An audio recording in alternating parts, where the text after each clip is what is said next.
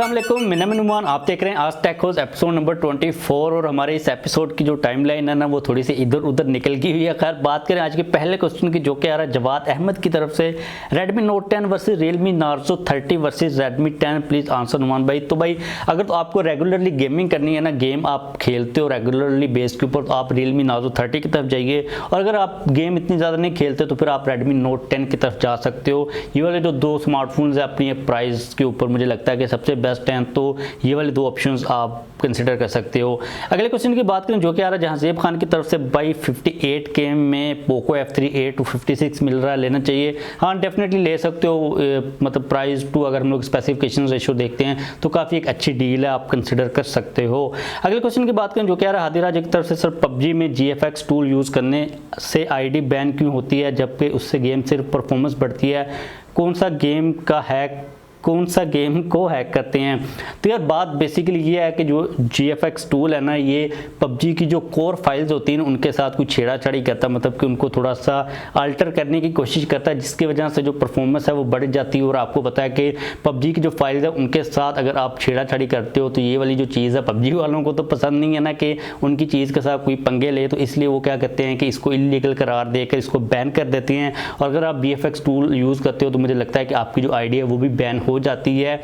और ये चीज़ अगर हम लोग पबजी के पॉइंट ऑफ व्यू से देखते हैं ना तो काफ़ी ज़्यादा अच्छी भी है, और इस पॉइंट ऑफ व्यू से भी ठीक है, क्योंकि आपकी जो डिवाइस है उसके मुताबिक ही आपको पबजी की परफॉर्मेंस मिल रही होती है ना। तो इसका एक तो नुकसान पबजी को हो रहा होता है क्योंकि उनकी फाइल्स के साथ चीज़ें डिस्टर्ब हो रही होती हैं, और इसका जो नुकसान है आपकी डिवाइस को भी हो रहा होता है। मतलब कि अगर आप किसी चीज़ को बूस्ट करते हैं ना उसकी लिमिट से, तो ज़ाहिर है वो आपकी बैटरी के ऊपर या फिर आपकी जो स्मार्टफोन की ओवरऑल परफॉर्मेंस है उसके ऊपर एक बुरा असर ही डालेगी। तो मैं कभी भी ये चीज़ रिकमेंड नहीं करता कि आप GFX टूल वगैरह को यूज़ करो, लेकिन अगर आप प्रो टाइप के गेमर हो तो भाई आप यूज़ कर सकते हो, फिर आपको टेंशन लेने की जरूरत नहीं है। जो रिस्क एलिमेंट है वो तो फिर साथ साथ लाइफ में चलते ही रहते हैं। अगले क्वेश्चन की बात करें जो कि आ रहा है मुबशिर आरिफ की तरफ से, अस्सलाम वालेकुम। वालेकुम सलाम। असल में इनका जो क्वेश्चन है वो काफ़ी ज़्यादा बड़ा है। तो बेसिकली इन्होंने ये कहा है कि मोटरोला के जो फ़ोन है वो काफ़ी ज़्यादा अच्छे हैं, काफ़ी अच्छी वैल्यू को ऑफर कर रहे हैं। पाकिस्तान के अंदर मोटरोला क्या होती है, मोटरोला अभी तक क्यों नहीं आई? तो यार इसकी जो रीज़न है ना मुझे भी पर्सनल तौर पर समझ नहीं आई। मैंने इसको काफ़ी ज़्यादा सोचा है, क्योंकि अगर हम लोग इंडिया की बात कर लेते हैं वहाँ पर काफ़ी ज़्यादा एक्टिवली चल रही है और काफ़ी अच्छी वैल्यू को ऑफर भी कर रही है। और ये मिड रेंज के फ़ोन्स हैं, लोअर मिड रेंज के, अब ये भी नहीं हम कह सकते कि ये फ्लैगशिप कंपनी है तो इसलिए आ नहीं रही। अब इसकी कोई लॉजिकल रीज़न मुझे तो समझ नहीं आ रही। मे बी अब मोटरोला का प्लान हो इसको एक्सपेंड करने का, और मोटरोला क्योंकि इस चीज़ को हम लोग अंडरस्टैंड कर सकते हैं कि अपने आप को दोबारा से रीस्टार्ट करने की कोशिश के ऊपर है। क्योंकि अगर हम लोग देखते हैं ना तो नोकिया और मोटरोला ये एक सेम टाइम की कंपनीज थी जो कि बटनों वाले फ़ोन्स के साथ आती थी। उसके बाद इनका जो टाइम था वो चेंज हुआ, उसके बाद नोकिया भी अपने आप को रिकवर करने की कोशिश कर रहा है, और नोकिया पाकिस्तान के अंदर ऑफिशियली तौर पर मौजूद भी है। लेकिन वो मोटरोला मुझे लगता है कि आहिस्ता आहिस्ता वो आ जाएगा, वो अपने आप को एक ट्रैक या फिर एक जो रोड है उसके ऊपर लेके आने की कोशिश कर रहे हैं। इसके बाद अगला क्वेश्चन आ रहा है आसिम की तरफ से, अस्सलाम वालेकुम भाई। वालेकुम सलाम। मैं ओप्पो रेनो 6 बाय करूँ या इन्फिनिक्स 0X सीरीज़ का वेट करूँ? Love from Peshawar. तो भाई फर्स्ट ऑफ ऑल तो जो इन्फिनिक्स 0X सीरीज़ है ना उसके स्मार्टफोन्स की जो प्राइजेज हैं वो अभी तक सामने नहीं आई कि क्या प्राइजेज होती हैं। उनके अंदर 3 वेरिएंट्स आपको देखने को मिलेंगे। इन्फिनिक्स 0X सिंपल है, प्रो है और एक न्यू है। अब आपको पता नहीं कौन सा चाहिए, उसकी क्या स्पेसिफिकेशंस होती हैं, क्या प्राइस होती है। तो इस टाइम के ऊपर इस चीज़ का जवाब देना वो पॉसिबल नहीं है, थोड़ा सा वेट करो, क्योंकि जो इन्फिनिक्स 0X सीरीज़ है उसको अनवील कर दिया गया अफ्रीका वगैरह के कंट्रीज़ के अंदर। और जब मैं न्यूज़ को देख रहा था तो प्राइस को अनवील नहीं किया गया वहाँ पर भी, तो हम लोग आइडिया भी नहीं लगा सकते। तो यहाँ पर एक सीधी सीधी बात यही बनती है कि आप वेट करो, जब इन्फिनिक्स 0X सीरीज़ आएगी तो उसके बाद ही आपको मैं प्रॉपर्ली जवाब दे सकूँगा कि आपको किस तरफ जाना चाहिए। अगले क्वेश्चन की बात करें जो कि आ रहा है शाहिद खान ब्लॉग्स की तरफ से, नुमान भाई मेरा आपसे ये क्वेश्चन है कि Vivo X70 पाकिस्तान में लॉन्च होगा क्या? स्पेक्स और एक्सपेक्टेड प्राइस क्या होगी? Mi 10T के बारे में भी कुछ बता दे, मेरा क्वेश्चन लाजमी पिक करना। तो यार फर्स्ट ऑफ ऑल जो बात है ना X70 की, तो वो पाकिस्तान के अंदर आएगा, डेफिनेटली आएगा। और स्पेसिफिकेशंस और जो प्राइस है, प्राइस तो अभी तक कंफर्म नहीं कर सकते हम लोग पाकिस्तान के अंदर। जो स्पेसिफिकेशन है वो हम लोग इससे पहले काफ़ी दफ़ा डिस्कस कर चुके हैं द टेक शो के अंदर। तो आएगा, मतलब कि आएगा, स्पेसिफिकेशंस अच्छी हैं, कैमरा सेंटर की एक डिवाइस है। और जहाँ तक बात है Mi 10T की, तो वो भी पाकिस्तान पाकिस्तान के अंदर आ रहा है, बहुत जल्द आ रहा है, मतलब कि मे बी इस मंथ के एंड तक वो पाकिस्तान के अंदर आ जाए, लेकिन वो काफ़ी लिमिटेड अमाउंट के अंदर आएगा। तो अगर आपको मी 10T बाय करना है तो आप फिर उसके लिए अपने आप को अपडेट ही रखिएगा, ताकि जब उसका स्टॉक वगैरह आता है तो उसको बाय कर सको। लेकिन दोनों के दोनों जो स्मार्टफोन्स हैं वो डेफिनेटली पाकिस्तान के अंदर आ रहे हैं।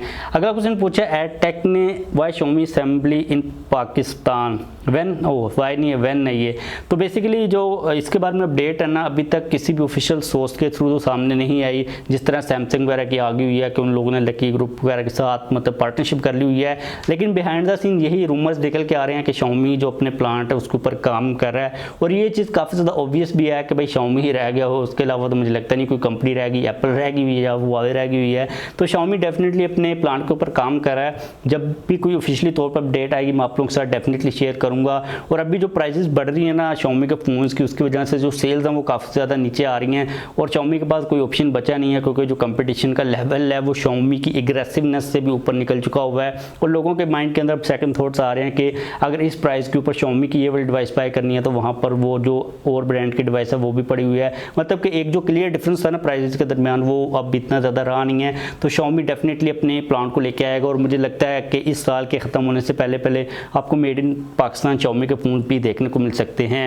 बात करें अगले क्वेश्चन की, जो कि आ रहा है मोहम्मद अनीस की तरफ से। भाई मेरे आपसे ये सवाल है कि Infinix Zero X Pro में 5G चलेगी या नहीं, क्योंकि उसमें MediaTek Helio G96 है। फर्स्ट ऑफ ऑल तो भाई जब मैं ये वीडियो शूट कर रहा हूँ ना उसकी सारी की सारी स्पेसिफिकेशंस आ गई हुई हैं सामने, क्योंकि उसको ऑफिशियली तौर पे Infinix ने इंट्रोड्यूस करवा दिया हुआ है इधर उधर नाइजीरिया वगैरह के अंदर। तो उसके अंदर G95 को यूज़ किया गया, G96 नहीं है। इससे पहले हम लोगों ने डिस्कस किया था कि G96 हो सकता है, क्योंकि एक ऑब्वियस सी बात थी कि G96 नया प्रोसेसर है, लेकिन उन लोगों ने उसको नहीं लगाया और G95 को लगा दिया। और जो G95 है या फिर G96 है, ये दोनों के दोनों प्रोसेसर 5G को सपोर्ट नहीं करते, तो उसके अंदर आपको 5G देखने को नहीं मिलेगा।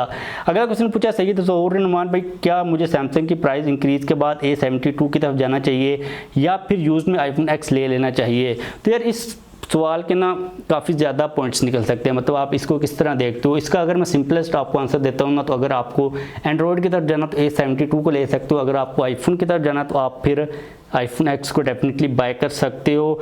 और अगर मैं पर्सनली तौर पर कहता हूँ ना, अगर आपको कोई बैटरी के रिलेटेड इश्यूज़ नहीं चाहिए, आपको एक दिन के अंदर ज़्यादा दफ़ा अपने फ़ोन को चार्ज नहीं करना, तो आप फिर A72 की तरफ जाओ, क्योंकि A72 है ना वो काफ़ी अच्छी डिवाइस है। और अगर आप वेट कर सकते हो तो A52s अभी भी आ रहा है पाकिस्तान के अंदर, उसके बारे में भी एक क्वेश्चन आया था, तो आप उसका भी डेफिनेटली वेट कर सकते हो। नेक्स्ट क्वेश्चन आ रहा है राना तलहा की तरफ से, OnePlus Nord 2 कब आएगा पाकिस्तान में बाय? तो यार पाकिस्तान के अंदर OnePlus Nord 2 अभी आपको मिल जाएगा अगर आपने बाय करना है ऐसे थर्ड पार्टी जो सोर्सेज उनके थ्रू। लेकिन अगर हम बात करते हैं OnePlus plus United mobile warranty की, तो उसके बारे में कोई भी कंफर्मेशन नहीं है, कोई मुझे समझ नहीं आ रही कि क्या टाइमलाइन है। और इस चीज़ को मतलब कि प्रिडिक्ट करना भी काफ़ी ज़्यादा मुश्किल है कि कब आएगी कोई भी डिवाइस OnePlus की, क्योंकि जो यूनाइटेड मोबाइल वाले हैं ये इंडिपेंडेंटली चल रहे हैं पाकिस्तान के अंदर, तो इसका मुझे आइडिया नहीं है पर्सनली तौर पर कि कब आएगी। और कोई टाइमलाइन भी नहीं दी गई यूनाइटेड मोबाइल वगैरह की तरफ से, तो आपको वेट करना पड़ेगा या फिर आप मार्केट से पता करोगे तो मैं भी आपको मार्केट के अंदर ऑलरेडी मिल जाए, क्योंकि जो OnePlus Nord 2 है उसको लॉन्च हुए भी अब काफ़ी ज़्यादा देर हो चुकी हुई है। तो लेट्स सी कि वो लोग क्या करते हैं। बात करें आज के लास्ट क्वेश्चन की, जो कि आ रहा है अशफाक हैदर की तरफ से, भाई सैमसंग A52s 5G कब तक आएगा? तो यार जो A52s 5G है ना, इसने लास्ट वीक के अंदर आना था, आपको वीडियोज़ भी मिलनी थी फर्स्ट इंप्रेशंस की, लेकिन आप समझ सकते हो कि पूरी दुनिया के अंदर क्या सिचुएशन चल रही है और वो थोड़ा सा लेट हो गया हुआ है। जो अगली डेट है उसके बारे में किसी किस्म का कोई भी आइडिया नहीं है, लेकिन जल्दी आ रहा है, मे बी इसी वीक के अंदर आ जाए, मतलब कि पाकिस्तान के अंदर उसको इंट्रोड्यूस करवा दिया जाए। तो आप स्टे ट्यून कीजिएगा, काफ़ी अच्छी स्पेसिफिकेशंस है, आपको चैनल के ऊपर अनबॉक्सिंग और रिव्यू भी देखने को मिलेगा। अगर तो आपको एक ऐसा 5G फ़ोन चाहिए जो कि आप लॉन्ग टर्म के अंदर यूज़ कर सको, तो मुझे लगता है कि दिस इज़ इट, यही वो डिवाइस है। लेकिन हम लोग इसको रिव्यू करेंगे, तो आप डेफिनेटली इसका वेट कीजिएगा, बहुत जल्द आ रहा है। तो बस आज के लिए हमारे पास यही क्वेश्चन थे। सॉरी यार ये वीडियो ना 2 दिन लेट हो चुकी हुई है, और जो दूसरी न्यूज़ है वो भी काफ़ी ज़्यादा पीछे छूट रही हैं, तो मैं अपने आप को ऑन द ट्रैक के ऊपर लेके आने की कोशिश कर रहा हूँ। इस वीडियो को खत्म करते हैं। अगर आप लोगों को क्वेश्चंस के आंसर्स अच्छे लगे हैं तो लाइक कर दीजिएगा। अगर आपका क्वेश्चन पिक नहीं हुआ तो आई एम रियली सॉरी, लाजमी तौर पर दोबारा से क्वेश्चन कर लीजिएगा। चैनल के ऊपर नया सब्सक्राइब नहीं किया हुआ तो जाने से पहले चैनल को भी सब्सक्राइब कर लीजिएगा।